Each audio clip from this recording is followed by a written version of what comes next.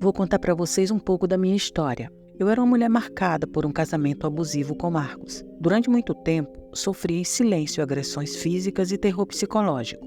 Eu tentava entender o porquê de tanta raiva e muitas vezes sem motivos. Parece que era prazeroso para ele me ver machucada. Às vezes me sentia anestesiada pela dor e tentava justificar as agressões que sofria. Ele age assim porque sofreu rejeição quando criança. Ele vai mudar. Eu ingenuamente acreditava que poderia ajudá-lo a enxergar o mal que estava me causando. Mas foi em vão. Ele nunca era responsável e sempre ele tinha razão. Minha filha sempre falava: "O leopardo não muda suas pintas da noite para o dia." Eu não acreditava no que ela falava. Achava que poderia fazer com que ele enxergasse que deveria me tratar bem. Até que um dia percebi que tinha algo errado. Sua fala era mansa, todo sorridente e prometendo viajar em algumas ligações que atendia. Ele disfarçava ao me aproximar, justificando que estava falando com a sua mãe. Fiquei curiosa e comecei a espreitar sorrateiramente, ouvindo na porta do seu escritório, mas não conseguia entender o que ele falava. O descaso comigo e as humilhações só aumentavam. Ele falava para mim que eu não sabia por que respirava e que só servia para fazer peso em cima da terra, que eu era uma inútil. Inquieta para entender o que estava acontecendo e o porquê de suas viagens anuais, comecei a ouvir suas conversas através da extensão do telefone que ficava distante de onde ele atendia.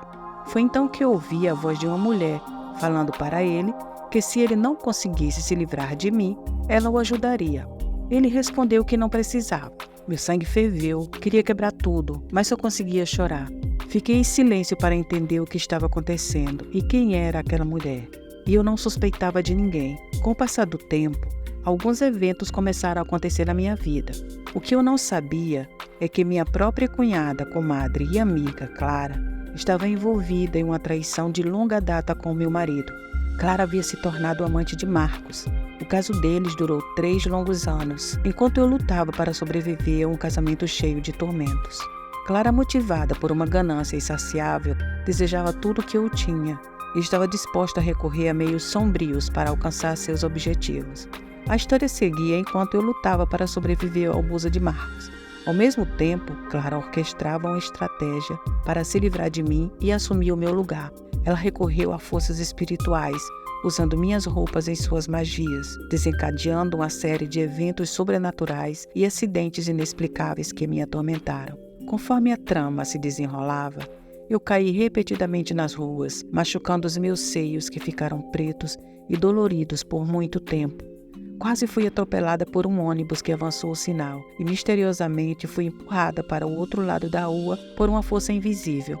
O motorista veio ao meu encontro me abraçando e me pedindo desculpas. Para tranquilizá-lo, respondi que estava tudo bem e que só havia ralado os joelhos. Comecei então a suspeitar que havia mais que um olho por trás desses incidentes. Inesperadamente, recebi a notícia que Clara viria nos visitar.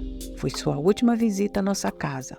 Em um momento explosivo, Marcos me perguntou se eu queria saber quem era sua amante, revelando o caso de longa data. Me vi perdida e magoada, não compreendi o que estava acontecendo naquele momento.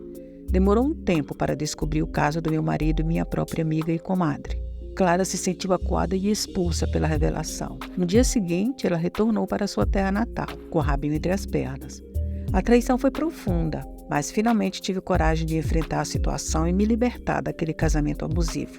Me neguei por alguns anos, me sentindo culpada por ter admitido os abusos. Mas com a ajuda e persistência da minha filha, aceitei a terapia para me entender e não aceitar a culpa de um relacionamento tóxico e fracassado. Hoje eu entendo como a manipulação psicológica é nociva para a nossa vida. Quanto a Clara, soube um tempo depois que ela estava sendo assediada por espíritos e via bonecas dançando presas na parede do seu quarto, obrigando-a a sair de casa para não ficar louca. Finalmente me libertei do peso da autocondenação. Abracei a jornada de cura com coragem e, com o apoio incondicional da minha filha, mergulhei na terapia, desvendando os emaranhados nós emocionais que por tanto tempo me aprisionaram.